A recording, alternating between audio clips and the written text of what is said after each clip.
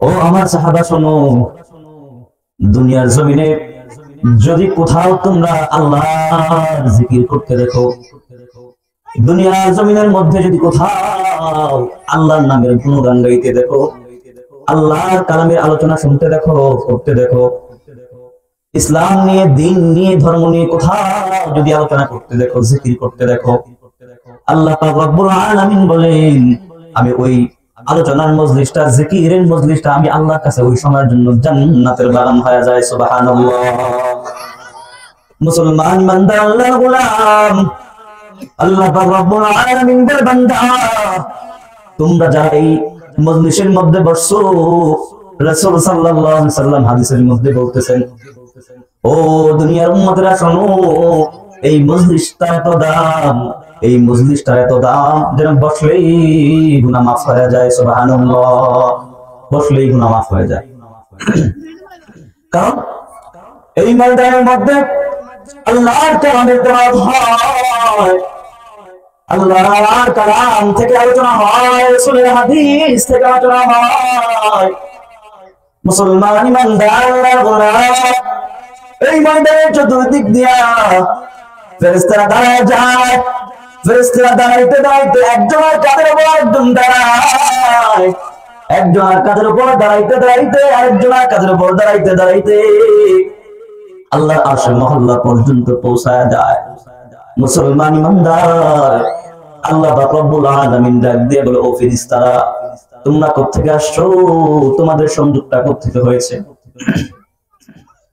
ফেরেশতারা ডাক দিয়ে বলে, আল্লাহ দুনিয়ায় একটা জায়গায় দেখলাম তোমার কোরআনের আলোচনা হয়, তোমার নামের জিকির হয়, ওই জায়গায় তোমার রাসূলের কোরআন, রাসূলের হাদিস নিয়ে, তোমার কালাম নিয়ে তেলাওয়াত হয়, আলোচনা হয়, ওই জায়গাটা জান্নাতের বাগান হয়ে গেছে।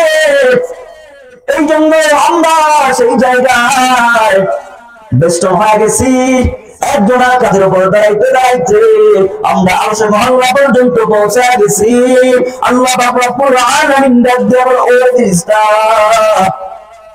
ওরা কি আমি আল্লাহকে দেখছে কিনা? বলে না, ওরা আল্লাহকে, তুমি আল্লাহকে তো দেখে নাই। বলে, ও ফেরেশতা ওরা আমার রাসূলকে দেখছে কিনা? বলে না, ওরা আমার আপনার রাসূলকে দেখেন নাই। বলে, ও ফেরেশতা তারা কি আমার বানানো জান্নাত দেখছে কিনা? বলে না, তারা আপনার বানানো জান্নাত দেখে নাই, জাহান্নাম দেখে নাই, জাহান্নামের ভয়ঙ্কর আযাব তারা দেখে নাই।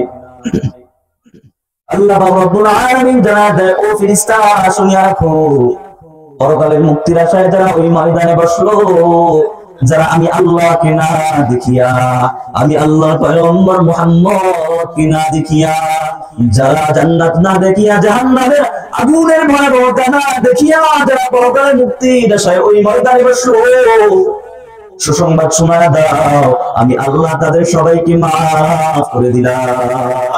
সুবহানাল্লাহ। এই ময়দানের এত দাম যে বসলে আল্লাহ পাক রব্বুল আলামিন গুনাহ মাফ করে দেয়। এটা হাদিস শরীফে এসেছে, বুখারী শরীফের হাদিস।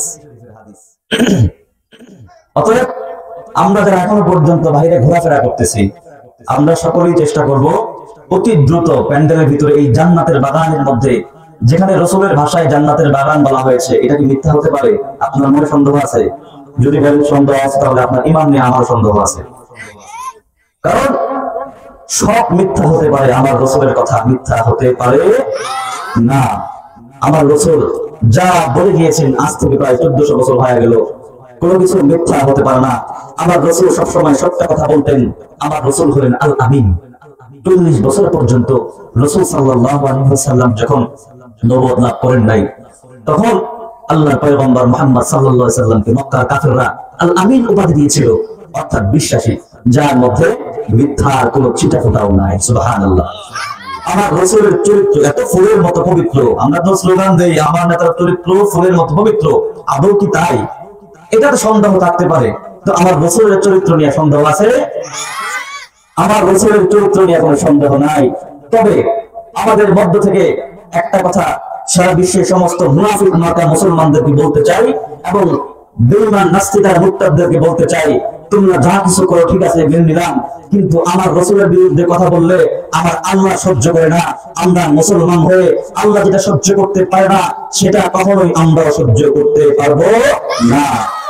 মুসলমান জীবন দিতে হলে জীবন দেওয়া লাগবে। আমরা রাসূলের জন্য জীবন দিব, পারবো তো ইনশাআল্লাহ? রাসূলের ইজ্জত নিয়ে কেউ যদি ছিনিমিনি খেলে আমরা কি করব? প্রয়োজনে রক্ত দিব, জান দিব, মাল দিব, যেভাবে সহজ হয় সেটা করে আমরা তার প্রতিহত করেই ছাড়বো ইনশাআল্লাহ। জায়গায় জায়গায় দেখা যায় আমার রাসূলকে নিয়ে তুচ্ছ তাচ্ছিল্য করা হয়। আমার রাসূলের কথাবার্তা নিয়ে এখনো পর্যন্ত অনেক বাংলাদেশের মধ্যে নাস্তিক আর মুরতাদরা এই সমস্ত রাসূল সাল্লাল্লাহু আলাইহি ওয়াসাল্লামকে নিয়ে কটু কথা বলে এত বড় দুঃসাহস বাংলাদেশের মতো রাষ্ট্রে থেকে তারা কিভাবে দেখায়, দুঃসাহস কিভাবে দেখায়, এটাই আমার বুঝে আসে না। প্রয়োজন হলে, যদি প্রয়োজন হয় আল্লাহর দ্বীনের জন্য, আল্লাহর কোরআনের জন্য, রাসূলের ইসলামের জন্য, সাহাবায়ে কেরামের আদর্শের জন্য, রাসূলের চরিত্র আফালের জন্য প্রয়োজন হলে জান দিব, মাল দিব, রক্ত দিব, তবু আমরা কখনো রাসূলের ইজ্জতকে মাটির সাথে ধূলিসাৎ হতে দেব না ইনশাআল্লাহ। মুসলমান চতুর্দিকে অন্যায়, অত্যাচার, জুলুম, নির্যাতন বেড়ে গেছে। আজকে সারা পৃথিবীর সমস্ত মুসলমান মার খাচ্ছে।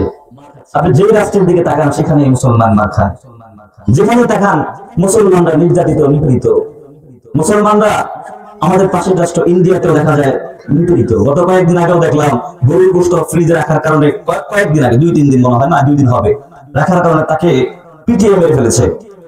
এভাবে শুধু ভারত নয়, মায়ানমার থেকে নিয়ে প্রত্যেকটা রাষ্ট্রের মধ্যে মুসলমানদেরকে নিধন করার চেষ্টা চালানো হচ্ছে। তবে এই তাদের চেষ্টা বেশি দিন টিকসই হবে না ইনশাআল্লাহ।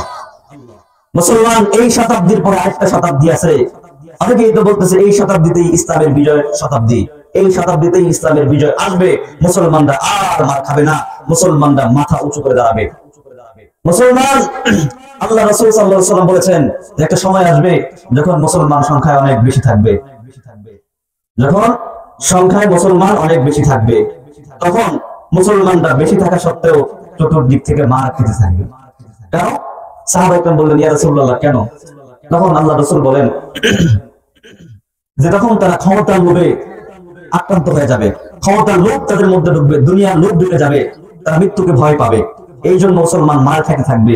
যখন তারা মৃত্যুকে ভয় না করে, ক্ষমতার লোভ না করে, নারীর লোভে না পড়ে এবং টাকা পয়সা ধন সম্পদের লোভে না পড়বে, তখন তারা চূড়ান্ত বিজয় হবে। গবেষণা করে দেখা যায় তো এই শতাব্দী হচ্ছে ইসলামের বিজয়ের শতাব্দী। এই শতাব্দীতে ইসলামের বিজয়ের নিশান উড়বে। আমেরিকার ওয়াশিংটনের হোয়াইট হাউসে মুসলমানের পতাকা ধরে মুসলমানের তাকবীরের ধ্বনি প্রতিধ্বনিত হবে। দিল্লির লাল কেল্লা আবার মুসলমানের পতাকা আসবে। চাইনা পেকিং এর রাজপথে আবার মুসলমানের ধ্বনি পড়তে হবে। রোববার কোনো শব্দ থাকবে না। ইমাম মাহদীর সৈনিক হয়ে মুসলমানরা আল্লাহর দ্বীনকে জাগ্রত করার জন্য, নবীর ইজ্জতের হেফাজতের জন্য মুসলমানরা প্রয়োজনে দান দেবে, মাল দেবে, রক্ত দিয়ে রাসূলের ইজ্জতকে, ইসলামকে হেফাজত করে চলবে ইনশাআল্লাহ। পারবেন তো মুসলমান? পারবেন? পারবেন না? আমাদের পারতেই হবে। আমরা হলাম শাহজালালের সৈনিক। শাহজালালের ভয়ে গৌর গোবিন্দর পতন হয়েছিল, শাহজালালের ভয়ে গৌর গোবিন্দর পতন হয়েছিল তাকবীরের ধ্বনিতে। আমরা হলাম সেই শাহজালাল ইয়ামানি রহমাতুল্লাহি আলাইহির উত্তরসূরি। ছোটে আই শাহজালালের নির্ভীক সৈনিকেরা, খতম কর গোবিন্দের ওই চেনা চামুন্ডা গুলা। ছোটে আই শাহজালালের নির্ভীক সৈনিকেরা, খতম কর গোবিন্দের ওই চেনা চামুন্ডা গুলা। আমরা ইনশাআল্লাহ আল্লাহ রাসূলের সৈনিক হয়ে দ্বীন ও ইসলামের জন্য যতটুকু পারি আমরা আল্লাহর দ্বীন ও ইসলামকে, রাসূলের ইজ্জতকে হেফাজত করব ইনশাআল্লাহ। সম্মানিত হাজিরিন, এতক্ষণ যেটা শুনলেন সেটা হচ্ছে শিরোনাম। এখন বলবো বিস্তারিত। যেটা শুনলেন শিরোনাম, এখন বলবো বিস্তারিত, মূল আলোচনায় ঢুকবো।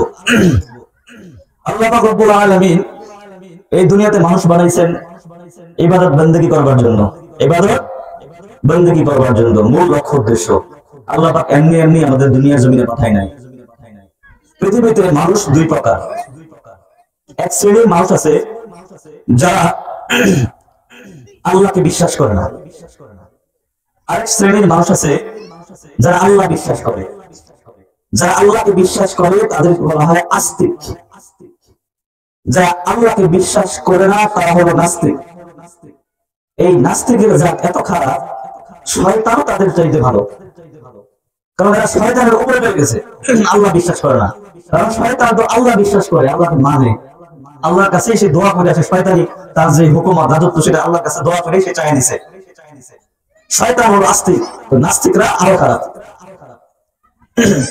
অনেকেই আছে যারা পরকালে বিশ্বাসী, অনেকেই পরকালে বিশ্বাসী না।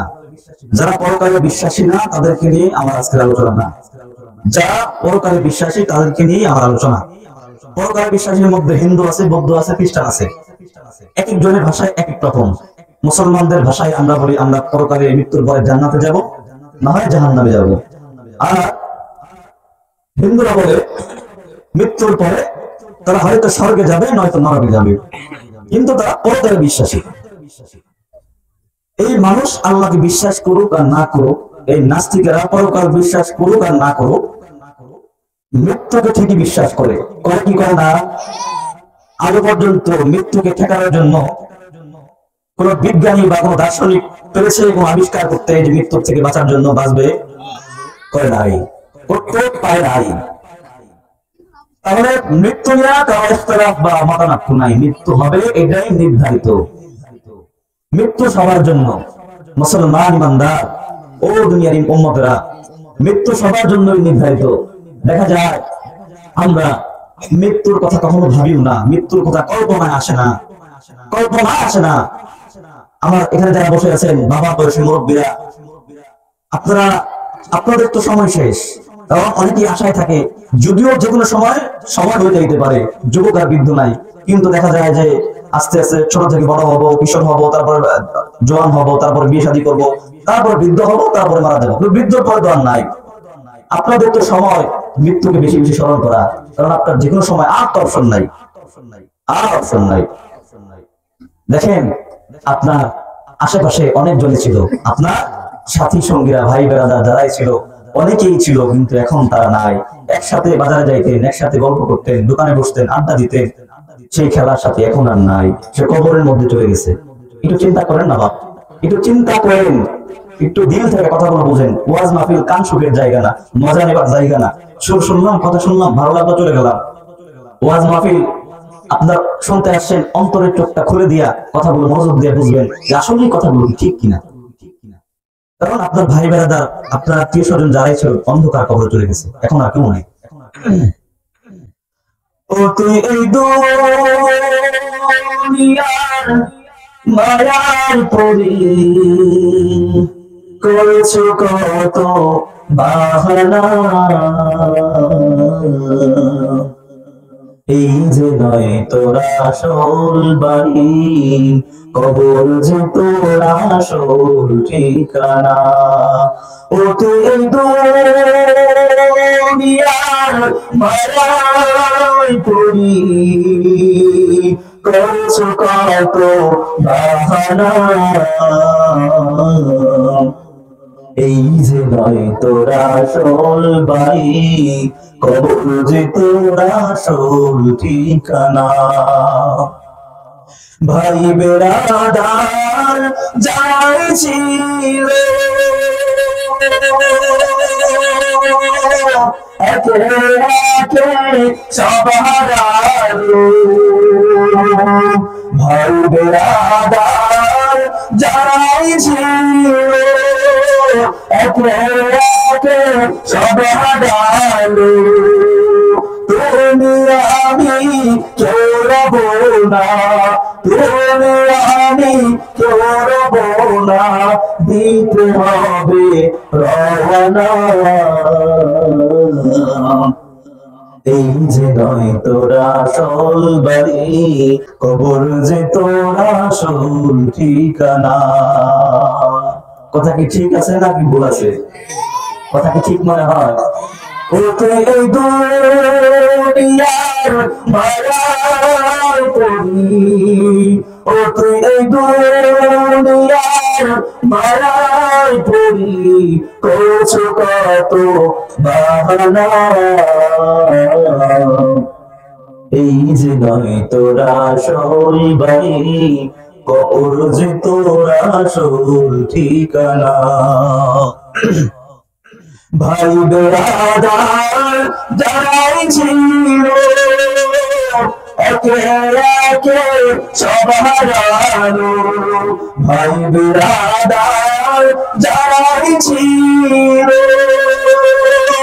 একে একে সব হারালো।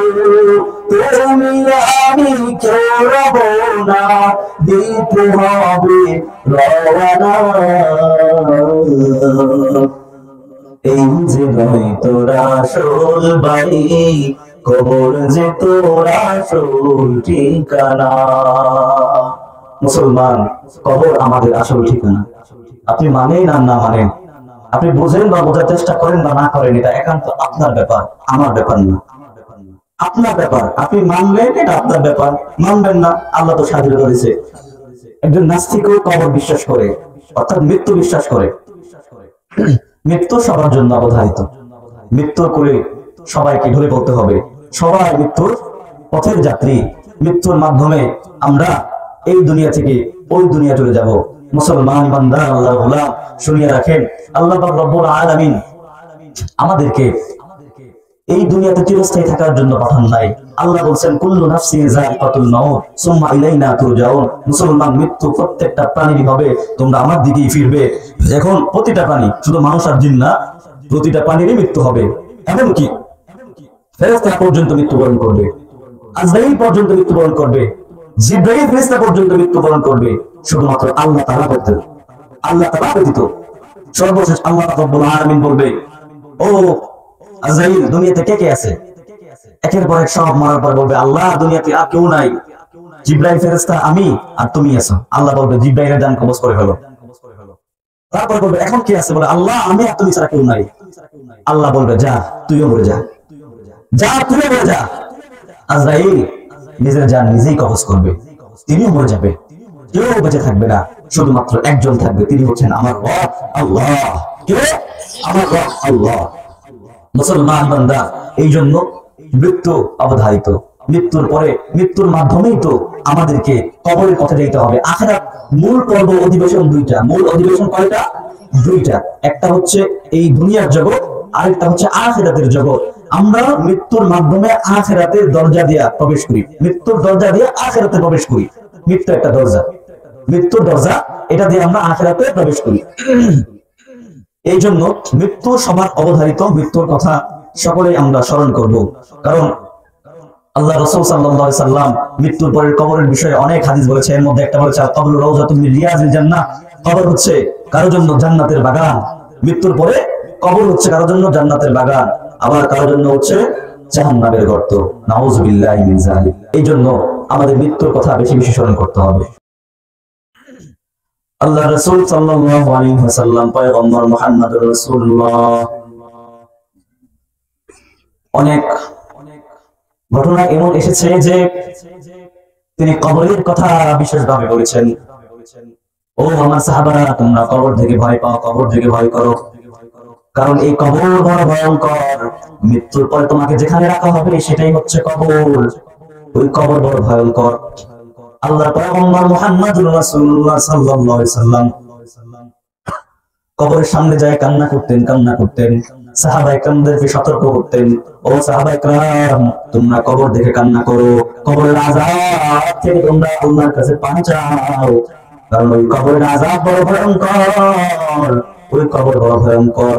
কবর ডাক দিয়ে বলে, আলা বাইতুল গুরবা, আমি অপরিচিত ঘর, আলা বাইতুত তুরাব, আমি মাটির ঘর, আমি অন্ধকারের ঘর, আমি পোকামাকড়ের ঘর। ওই কবর ডাক দিয়ে বলে, আমি কবরের মধ্যে আসলে সাবধান হয়ে যাও। ওই কবরের মধ্যে আসার আগে তুমি তোমার ঈমান ও আমল হেফাজত করিয়া নাও। তুমি যদি তোমার ঈমান ও আমল হেফাজত না করো, তাহলে ওই কবরের মধ্যে যদি আসো, তাহলে তোমার অবস্থা এর থেকে আরো ভয়ঙ্কর হয়ে যাবে। তাহলে কবরের বিষয়ে আল্লাহ রাসূল সাল্লাল্লাহু আলাইহি সাল্লাম আমাদের কি বলেছেন? সতর্ক করেছেন যে কবর থেকে যেন আমরা মুক্তি চাই, আল্লাহর কাছে কবরের আযাব থেকে পানাহ চাই। আমরা যেন কবরের আযাব থেকে ভয় করি এবং কবর আমাদেরকে ডাকতে থাকে, জানা বাইতুল গুরবা, আমি অপরিচিতের ঘর, আমি মাটির ঘর, আমি অন্ধকার জগতের ঘর, আমি সাপ বিচ্ছু পোকামাকড়ের ঘর, আমি আগুনের ঘর। আমার কাছে আসতে বলে খবরদার সাবধান হয়ে আসবা, এমনি এমনি আসবা না। আল্লাহ বলে ওয়ালা তামুতুন্না ইল্লা ওয়া আনতুম মুসলিমুন, পরিপূর্ণ মুসলমান না হয়ে কেউ কবরের মধ্যে আসিও না। তাহলে এখানে আমাদেরকে ঠেক দেওয়া হয়েছে, খবরদার পরিপূর্ণ মুসলমান না হয়ে আমরা যেন কবরে না যাই, কারণ কবর হচ্ছে ভয়ঙ্কর পথ, ডিয়ারিং পথ। এই পথ থেকে বাঁচতে হবে। সাহাবায়ে কেরাম তো কবর দেখে কান্না করতো, সাহাবায়ে কেরাম কবর দেখে কান্না করতো। ওসমান রাদিয়াল্লাহু তাআলা আনহু কবরের সামনে যায় হাওয়া করে কাঁদতেন, কবরের সামনে যায় হাওয়া করে কাঁদতেন। ওসমান রাদিয়াল্লাহু তাআলা আনহুকে জিজ্ঞাসা করা হলো, ও আল্লাহর নবী সাহাবী ওসমান, তুমি কেন কবর দেখে কান্না করো? জান্নাত জাহান্নামের কথা শোনার পরে তো এত কান্না করো না। উসমান রাদিয়াল্লাহু তাআলা আনহু ডাক দিয়ে বলল, ও সাহাবা শোনো, আমি জান্নাত জাহান্নামের কথা শুনে যদিও কান্না কম করি, কিন্তু কবরের কথা শুনলে আমি উসমান কান্না বেশি করি। কারণ হচ্ছে কবর হচ্ছে আখিরাতের প্রথম ধাপ। এই ধাপের মধ্যে যারা জিতে যাবে, এই কবরের ধাপটা যারা পার করে চলে যাবে, যারা তাদের জন্য এই কবরের ধাপটা সহজ হবে, তাদের জন্য পরবর্তী ধাপগুলো সহজ, আরো বেশি সহজ হয়ে যাবে। সুবহানাল্লাহ। তবে হ্যাঁ, কবরের মধ্যে কেউ যদি ধরা পড়িয়া যায়, তাহলে ধরা পড়ার পর তার অবস্থা আরো ভয়ঙ্কর হবে। সামনে যাওয়ার পর জাহান্নামে তার অবস্থা খুবই ভয়ানক হবে। এই জন্য সাহাবায়ে কেরাম ওই কবর দেখে কান্না করতেন। মুসলমান ইমানদার আল্লাহর গোলাম, ওই কবরের মধ্যে আযাব বড় ভয়ঙ্কর, ওই কবরের মধ্যে সাপ, ওই কবরের মধ্যে আগুন। রাসূল সাল্লাল্লাহু আলাইহি ওয়াসাল্লাম হাদিসের মধ্যে বলেছেন, আল কবর রাউযাতুম মিন রিয়াজিল জান্নাহ, কবর কারো জন্য জান্নাতের বাগান, আবার কবর কারো জন্য জাহান্নামের গর্ত। মুসলমান ইমানদার আল্লাহর গোলাম, আল্লাহর পয়গম্বর মুহাম্মদুর রাসূলুল্লাহ একবার কবরস্থানের পাশে দিয়ে যায়, যাওয়ার পর তারা দেখে দুইটা কবর, এই কবরের মধ্যে আযাব হচ্ছে, কবরের মধ্যে আগুন জ্বলতেছে। রাসূল সাল্লাল্লাহু আলাইহি ওয়াসাল্লাম ওই কবর দেখে ডরে যায়। সাহাবায়ে কেরামদেরকে বলতেছেন, ও আমার সাহাবারা, এই দুইটা কবরের মধ্যে আযাব হচ্ছে, ও আমার সাহাবা শুনো, এই কবরের মধ্যে আযাব, এই কবরের মধ্যে আগুন, এই কবর বড় ভয়ঙ্কর। আল্লাহর পয়গম্বর মুহাম্মদুর রাসূলুল্লাহ সাল্লাল্লাহু আলাইহি ওয়াসাল্লাম এই কবরের বিষয়ে আমাদেরকে সতর্ক করেছে। মুসলমান, আল্লাহর পয়গম্বর সঙ্গে সঙ্গে একটি ডাল ভেঙে ওই কবরের মধ্যে দিয়ে দিছেন এবং বলতেছেন, ও আমার সাহাবারা, এই কবরের মধ্যে আযাব হচ্ছে কেন জানি? যে কারণে আযাব হচ্ছে তার মধ্যে একটা কারণ হলো এইখানে যে লোক আছে, এই লোক একজন চুগলখড়ি করতো, একজনের কথা একজনের কাছে যায় লাগাইতো, একজনের গীবত আরেকজনের কাছে যায় বলতো, একজনের কথা একজনের কাছে ফাঁস করে দিত। এই জন্য এই ব্যক্তির কবরের আযাব। আর যে দ্বিতীয় ব্যক্তির কবরের আযাব হচ্ছে বেশি ভয়ঙ্কর কোনো গুনাহের কারণে নয়, বরং সামান্য গুনাহ। ও যুবক ভাই, মনোযোগ দিয়ে আমার কথাটা শোনো, রাসূলের কথা মিথ্যা না। আল্লাহর রাসূল বলে, ওই যুবকের কবরের আযাব হচ্ছে, এর কাজ হলো ওই যুবক প্রস্রাবের ছিটা থেকে বাঁচতো না। এই যুবক প্রস্রাবের ছিটা থেকে বাঁচতো না। ও যুবক ভাইরা, তোমাদের কাছে প্রশ্ন করি, প্রস্রাব করে তো অনেকেই পানি দাও না, প্রস্রাব করে তো অনেকেই পানি দাও না, কিছু পর্যন্ত দাও না। প্রস্রাব করে এমনকি দাঁড়ায় প্রস্রাব করো, কি বলবো? এই সময় যদি মৃত্যু হয়ে যায় তোমার, নাপাক অবস্থায় কি হবে তোমার? তুমি কি চিন্তা করে দেখেছো? একবার ভেবেছো? রাসূল বলতেছে এই কবরের মধ্যে আযাব হচ্ছে বড় কোনো কারণে না, ওই প্রস্রাব থেকে, প্রস্রাবের ছিটা থেকে সে বাঁচতো না, প্রস্রাব করে পানি দিত না, এই কারণে কবরের মধ্যে আযাব হচ্ছে। রাসূল দেখতেছিলেন। আর তুমি আর আমি কি? এই জামাতে রাসূল পাবা না, সাহাবা পাবা না। ও মুসলমান, এই উম্মতের হার আমরা তোমাদের কি বোঝাচ্ছে, একটু বোঝার চেষ্টা করো, অন্তত পক্ষে প্রস্রাব করে পানিটা নেওয়ার চেষ্টা করো। আর না হয় আযাব বড় ভয়ঙ্কর, সাহাবায়ে কেরামরা আল্লাহ রাসূল সাল্লাল্লাহু আলাইহি সাল্লামের এই সব কথা শুনে, কবরের আযাবের কথা শুনে, এই সব কথা শুনে কান্না করতো। আল্লাহ রাসূল সাল্লাল্লাহু আলাইহি সাল্লামের এই কথা শুনে সাহাবায়ে কেরাম অবাক হয়ে গেলেন। এটা হচ্ছে ওই যুগের ঘটনা। আরেকটি ঘটনা বলি, মাওলানা তারিক জামিল সাহেব পাকিস্তানের, উনি তার কিতাবের মধ্যে উল্লেখ করেছেন উর্দু ভাষায়, একবার এক ব্যক্তি, আল্লাহর বান্দা, তিনি ফজরের নামাজ আদায় করার পর কাজের জন্য মাঠে গিয়েছে। যাওয়ার পরে তিনি 2 রাকাত নামাজ পড়তেছেন। সেখানে নামাজ আদায়ের সময় শুনতেছেন কবরস্থান থেকে আওয়াজ আসতেছে, মুঝে বাহার নিকাল, मैं अभी जिंदा हूं। মুঝে বাहर निकलो मैं अभी जिंदा हूं আমাকে কবর থেকে বের করো আমি এখনো জীবিত আছি আমি মরি নাই ওই লোক নামাজ শেষ করিয়া চিন্তায় পড়ে গেল এই আওয়াজ কোথা থেকে আসে আল্লাহ ওই বান্দা নামাজ থেকে অবসর হওয়ার পর ওই আওয়াজের সন্ধানে চলে যায় হঠাৎ করে তাকে দেখে ওই আওয়াজ কবরস্থানের মধ্য থেকে আসতেছে কবরস্থানের মধ্য থেকে ওই আওয়াজ আল্লাহর বান্দা কবরস্থানের কাছে যায় দেখে সত্যি তো কবরস্থানের মধ্য থেকে ওই আওয়াজ আসতেছে ওই লোক আশেপাশে যত মানুষ আছে সবাইকে ডাক দিছে জড়ো করেছে এবং মসজিদের ইমাম সাহেব আলেম সাহেবের কাছে গিয়ে কথাটা খুলে বললেন কথাটা খুলে বলার পরে আলেম সাহেব বললেন যদি সবার সন্দেহ হয় তাহলে চলেন যাই কবরটা খুলে দেখি কি অবস্থা পাকিস্তানের ঘটনা কবরটা সবাই মিলে খুলে দেখলো কবরের ভিতর একটা মহিলা অবস্থা খুবই ভয়ানক ভয়ঙ্কর অবস্থা দেখার মতো না তার কাপড়ের কাপড়গুলো নাই তাড়াতাড়ি তাকে একটা কাপড় দেওয়া হলো তার মুখের অবস্থা দেখে দেখা গেল তার মুখের দাগগুলো দেখা যায় কিন্তু মাটির উপর থেকে নিয়ে এই জায়গাটুকু আর দেখা যায় না অর্থাৎ পুরো সব শেষ হয়ে গেছে ভয়ঙ্কর কঙ্কালের মতো দেখা যায় জিজ্ঞাসা করা হলো কি ব্যাপার তোমার এই অবস্থা কেন বলতেছেন আমি এই ঠোঁট দ্বারা নাপাক কথা বলতাম মানুষের বিরুদ্ধে গীবত করতাম গুনাহ করতাম এই ঠোঁটের মধ্যে আমি বিভিন্ন প্রদর্শনী করে যুবকদেরকে আকর্ষণ করতাম বেপরদায় চলতাম তারপর যখন মাথার অবস্থার দিকে তাকাইলো দেখে মাথার খুলিগুলো সব জায়গায় পুরো শেষ হয়ে গেছে অবস্থা খুবই ভয়ঙ্কর জিজ্ঞাসা করা হলো কি ব্যাপার তোমার মাথার এই অবস্থা কেন বললো আমি আমার চুলগুলো খোলা রাখতাম চুলগুলো খুলে পুরুষকে দেখাইতাম রাস্তা দিয়ে যাইতাম মানুষকে দেখাইতাম সুন্দর করে প্রদর্শনী করতাম এই জন্য আল্লাহ রাব্বুল আলামিন কবরের মধ্যে ভয়ঙ্কর আযাব দিয়ে আমার এই অবস্থা করেছেন আউযুবিল্লাহ ও আমার মা বোনেরা কথা কি কানে যায় মাইকের আওয়াজ কি কানে যায় আর কত বেপরদায় চলবা পর্দা তো তোমরা বুঝোই না বেপরদায় চলা যাবে না মা বেপরদায় চলা যাবে না কারণ ওই কবর বড় ভয়ঙ্কর জিনিস ওই কবরের আযাব বড় সত্য মুসলমান পর্দার সাথেই চলতে হবে তোমার চেহারা তোমার সাজসজ্জা তোমার স্বামীর জন্য অন্য কোনো পুরুষ এটার অংশীদারিত্ব নাই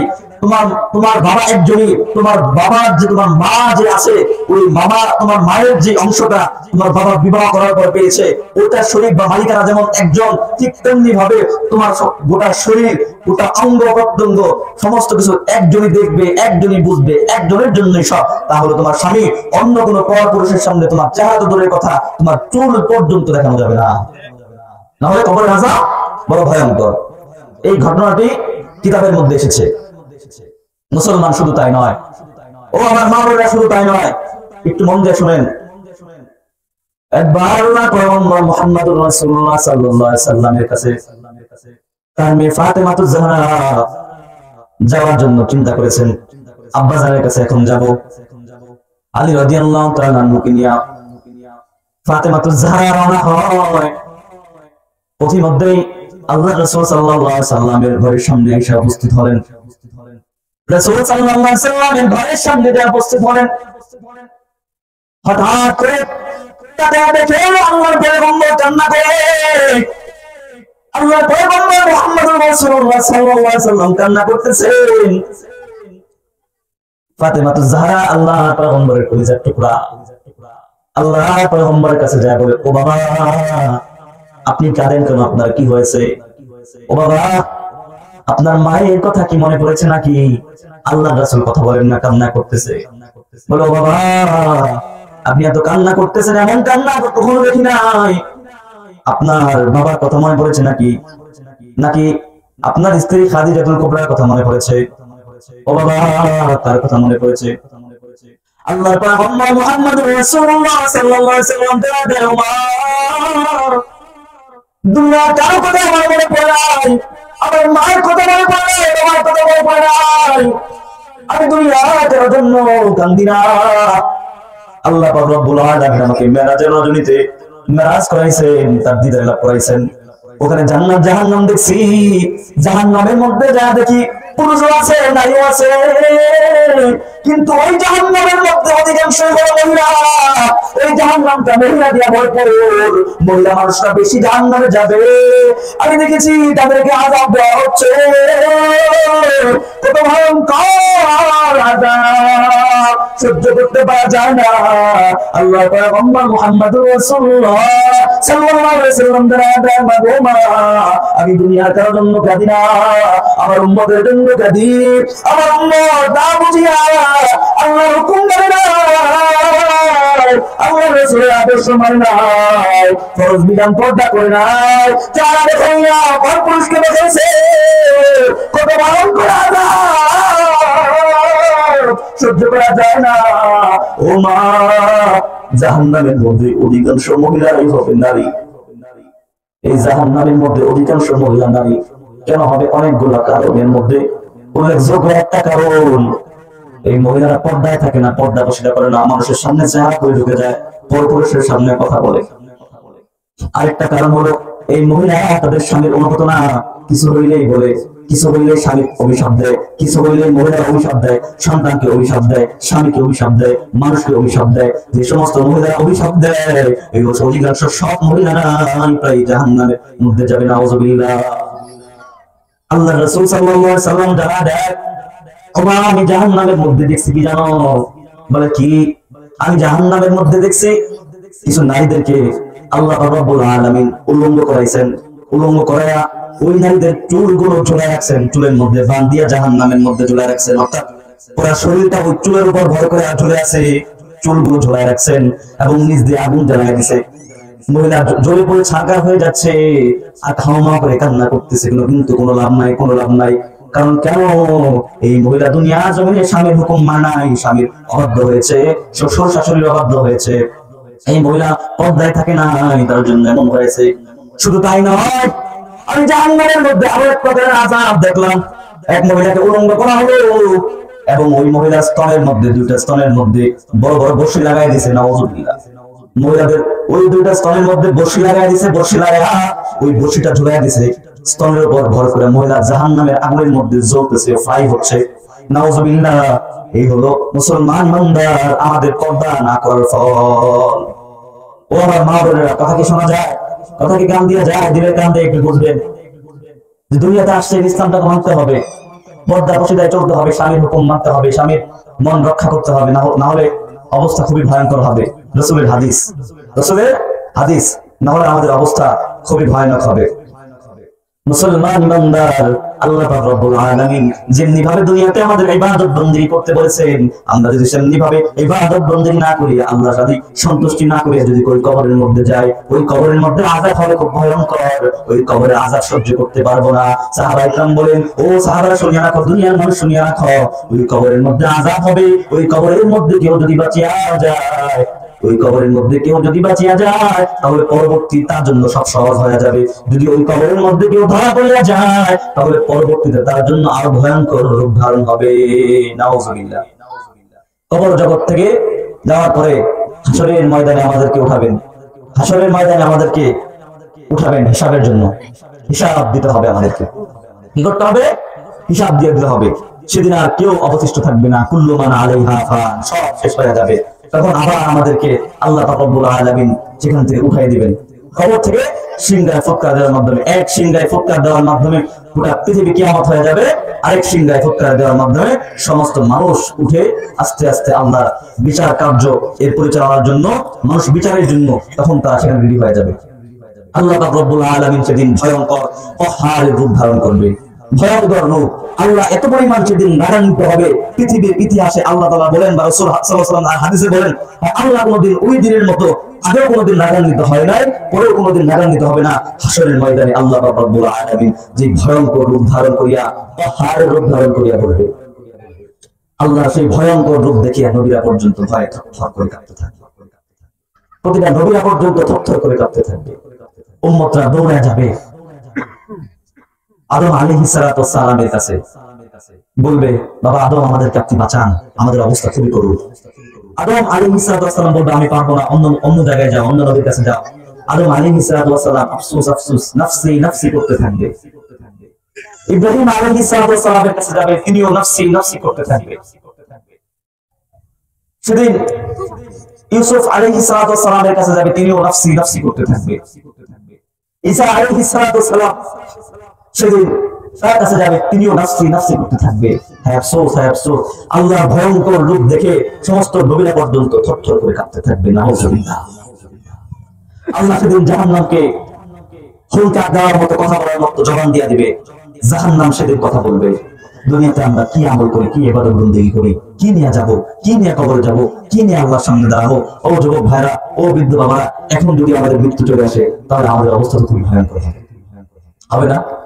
খুবই ভয়ঙ্কর। কি রেডি করছি আমরা, কি করলাম জিন্দেগিতে? মুসলমান বান্দা আল্লাহ রাব্বুল আলামিন সেদিন হাসরের ময়দানে পাহাড় উদ্যান করবে, ভয়ঙ্কর রূপে রূপান্তরিত হবে। আল্লাহ রাব্বুল আলামিনের ভয়ঙ্কর রূপ দেখিয়া নবীরা পর্যন্ত থরথর করে কাঁপতে থাকবে। হাসরের ময়দানে এত ভয়ঙ্কর হবে সেই হাসরের ময়দান, এত ভয়ঙ্কর, এত ভয়ঙ্কর, এত ভয়ঙ্কর, সূর্যটা পর্যন্ত মানুষের কাছে চলে আসবে, আঘাত করে চলে আসবে। যে সূর্য অনেক কোটি কোটি গুণ ধরে, ওই সূর্যটা হাসরের ময়দানে আঘাত করে চলে আসবে। মানুষের মগজগুলো, বেঈমানের মগজগুলো টকবক টকবক করে উঠতে থাকবে। ও মুসলমান ইমানদার, আল্লাহর গোলাম, সেদিন ভয়ঙ্কর হয়ে যাবে, সমস্ত নবীরা পর্যন্ত থরথর করে কাঁপতে থাকবে। মুসলমান আফসোস আফসোস করবে। আপনার আমার নবী, বিশ্ব নবী মুহাম্মদুর রাসূলুল্লাহ সাল্লাল্লাহু আলাইহি সাল্লাম সেদিন, বিশ্ব নবী মুহাম্মদুর রাসূলুল্লাহ সাল্লাল্লাহু আলাইহি সাল্লাম সেদিন আল্লাহ দরবারে কান্না করে দিবেন, কান্না করে দিবেন। আল্লাহ দরবারে আল্লাহ পয়গম্বর কান্না করতে থাকবে। এদিক দিয়ে জাহান্নামে জবান করে দেওয়া হবে। জাহান্নাম ডাক দিয়ে বলবে, হাল মিন নাযীর, কই অপরাধীগুলো কই? আল্লাহ, অপরাধীগুলো আমার পেটের মধ্যে দাও, আমি জাহান্নাম বড় করে দেব। ওই অপরাধীগুলো আমি জাহান্নামের পেটের মধ্যে ঢুকাইয়া দাও। জাহান্নাম এত জোরে ভয়ঙ্কর গর্জন দিবে, জাহান্নামের ভয়ঙ্কর গর্জন শোনার পর সমস্ত ফেরেশতা পর্যন্ত ভয় কাঁপতে থাকবে। আল্লাহ বলবে, ও ফেরেশতা, জলদি করিয়া যাও, ওই জাহান্নামকে ফিরা। ওই জাহান্নামের মধ্যে ৭০,০০০ শিকল বাঁধা হবে। ওই জাহান্নামকে ৭০,০০০ শিকল দিয়া বেঁধে রাখতে পারবে না মুসলমান, বেঁধে রাখতে পারবে না। ৭০,০০০ ফেরেশতা জাহান্নামকে ধরে রাখবে, তবুও পারবে না, তবুও পারবে না। আল্লাহ পাক রব্বুল আলামিন, এই আল্লাহ পাক রব্বুল আলামিনের হাবিব এই অবস্থা দেখার পর আল্লাহর দরবারে কান্না শুরু করে দিবেন, আল্লাহর দরবারে কান্না শুরু করে দিবেন। মুসলমান ইমানদার, আল্লাহর গোলাম, আল্লাহ পাক রব্বুল আলামিনের পয়গম্বর কান্না করে দিবেন, বলবেন, আল্লাহ, ও আল্লাহ, এই জাহান্নাম তো অবস্থা খুব করুণ হয়ে গেছে, আমার উম্মতকে তুমি বাঁচাও, আমার উম্মতকে তুমি বাঁচাও। আল্লাহ বলবে, ও পয়গম্বর মুহাম্মদ, আপনার উম্মতকে আল্লাহ বাঁচাবো, একটু অপেক্ষা করেন, আমি আল্লাহ ইনসাফের বিচারটা করে নেই, আমি আল্লাহ ইনসাফের বিচারটা করে নেই, একটু অপেক্ষা করেন। ওদিক দিয়া জাহান্নামকে ধরে রাখতে পারবে না। মুসলমান ইমানদার, আল্লাহর গোলাম, আল্লাহ পাক রব্বুল আলামিন তখন এক মুষ্টি পানি নিয়ে, হাতের মধ্যে পানি নিয়ে আল্লাহ পাক রব্বুল আলামিন ফেরেশতাদের উদ্দেশ্যে বলবেন, আল্লাহ পাক রব্বুল আলামিন হাতের মধ্যে পানি নিয়ে জাহান্নামের উপর নিক্ষেপ করবেন। জাহান্নাম ওই পানিটা পর পর পিছনে ভাগতে থাকবে, পিছনে ভাগতে থাকবে। ফেরেশতারা ডাক দিয়ে বলবে, ও আল্লাহ, ৭০,০০০ ফেরেশতা জাহান্নামকে ধরে রাখতে পারে নাই, কিন্তু এমন কি পানি দিলা যেই পানির কারণে জাহান্নাম পিছনে ভাগতে লাগলো, জাহান্নাম পিছনের দিকে ভাগতে লাগলো। এই পানিটা কিসের পানি? জমজমের পানি নাকি আবে হায়াতের পানি? আল্লাহ বলবে, না, এই পানি হলো সেই পানি যেই বান্দা গুনার কথা স্মরণ করিয়া, যেই বান্দা পাপের কথা স্মরণ করিয়া আমি আল্লাহর কাছে কান্না করে তওবা করেছে, ওই বান্দার চোখের পানি আমি আল্লাহ জমা করে রাখছি। এই পানিটা জাহান্নামের মধ্যে আমি আল্লাহ নিক্ষেপ করছি, সঙ্গে সঙ্গে জাহান্নাম নিশ্চয় হয়ে গেছে।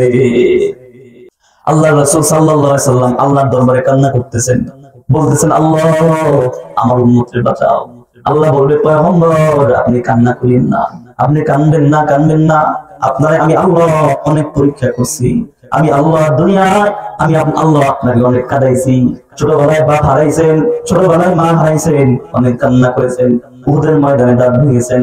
ও পয়গম্বর, আমি আল্লাহ আপনাকে অনেক কাঁদাইছি, পরীক্ষা করেছি। এখন আপনার কান্নার সময় না, আপনি কাঁদবেন না। মুসলমান, আমাদের উম্মতের দরদি নবী আমাদের জন্য কতই না কষ্ট করেছেন, কত কষ্ট করেছেন। আল্লাহর পয়গম্বর মুহাম্মদুর রাসূলুল্লাহ সাল্লাল্লাহু আলাইহি ওয়াসাল্লাম দিন কায়েম করার লক্ষ্যে উহুদের ময়দানে দান লোহা খাড়াইছেন, শহীদ করে ফেলেছেন। আল্লাহর পয়গম্বরের মাথার মধ্যে লোহার টুপি ভেঙে ঢুকে গেছে, শিরস্ত্রাণ ভেঙে ঢুকে গেছে। আল্লাহর রাসূল অনেক ব্যথা পেয়েছেন, কান্না করেছেন। সাহাবায়ে কেরাম আল্লাহর রাসূলের সঙ্গী হয়েছিলেন। ও মুসলমান, শুধু তাই নয়, আল্লাহর রাসূল আমাদের জন্য কত কষ্টই না করেছেন। আল্লাহর পয়গম্বর মুহাম্মদুর রাসূলুল্লাহ দাওয়াতের জন্য, ইসলাম প্রচার করার জন্য আল্লাহর পয়গম্বর তায়েফের ময়দানে গমন করেন। তায়েফের ময়দানে যাওয়ার পর আল্লাহর পয়গম্বরের উপর অত্যাচার শুরু হয়ে যায়। তায়েফবাসীরা না বুঝিয়া আল্লাহর পয়গম্বরকে এত জোরে মারে, এত জোরে আঘাত করেছে, রক্তে রঞ্জিত হয়ে যায়। শরীর থেকে বেয়ে বেয়ে রক্তগুলো নিচে পড়তে চায়। কাপড় দিয়া, রুমাল দিয়া, টিস্যু দিয়া আল্লাহর পয়গম্বর রক্তগুলো মুছতে লাগেন। ফেরেশতারা আল্লাহর পয়গম্বর কান্না দেখে আল্লাহর কাছে আবেদন করে। আল্লাহ পাক রব্বুল আলামিন সঙ্গে সঙ্গে ফেরেশতা পাঠায়া দেয়। আল্লাহ পাক রব্বুল আলামিন পয়গম্বর কান্না করিয়া বলে, আল্লাহ, আমার কেউ নাই, আমার কেউ নাই, আমার মাও নাই, বাবাও নাই। আল্লাহ, আমি বড় এতিম, ছোট সময় মা হারাইছি, বাবা হারাইছি, আমি বড় অসহায় এতিম। আল্লাহ, তুমি ছাড়া কেউ নাই, তুমি আমার রব, তুমি আমার সব। আল্লাহ, তায়েফবাসীরা ওরা বুঝে না, আমারে মারতেছে। আল্লাহ, তুমি তাদেরকে ধ্বংস করিয়া দিও না, তুমি তাদেরকে ধ্বংস করিয়া দিও না। ও মুসলমান, দেখেন মার খাওয়ার পর আল্লাহর পয়গম্বর তিনি ততক্ষণ পর্যন্ত আমাদের জন্য বদদুয়া করেন নাই। আল্লাহর রাসূল গোটা জগৎবাসীর জন্য ছিলেন রহমত স্বরূপ। সুবহানাল্লাহ।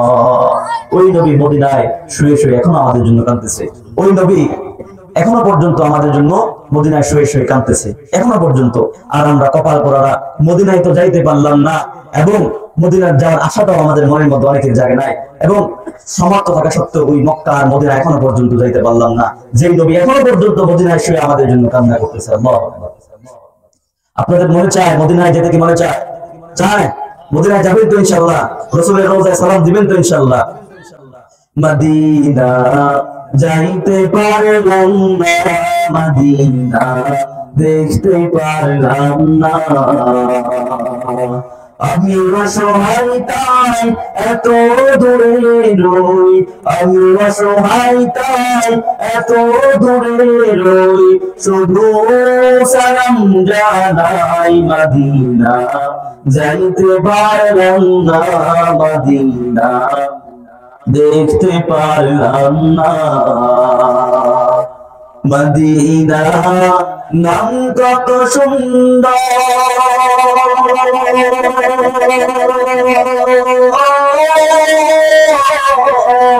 মদিনা কেড়েছে অন্তর,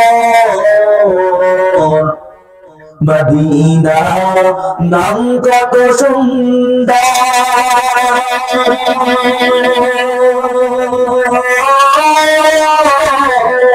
মদিনা কেড়েছে অন্তর। সে মদিনার পথের ধুলি আমি, সে মদিনার পথের ধুলি আমি মাখতে পারলাম না, মদিনা যাইতে পারলাম না, মদিনা দেখতে পারলাম না।